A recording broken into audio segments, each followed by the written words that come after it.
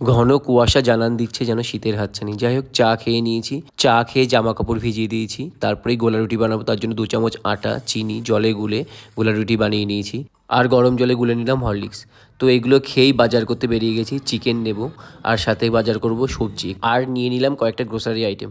বাড়ি এসেই কাচাকুচো করে রোদে জামা কাপড়গুলো মেলে দিলাম। রোদ খুব একটা ওঠেনি আজ। তো চলে এসেছি সবজি কাটতে। সবজিগুলো কেটে চিকেনটা বসাবো। আলুগুলো ভেজে শুকনো লঙ্কা জিরে ফোড়ন দিয়ে আদা রসুন জিরে বাটা কাশ্মীরি চিলি পাউডার হলুদ নুন একসাথে কষিয়ে নিয়ে মাংসটা দিয়ে দিয়েছি।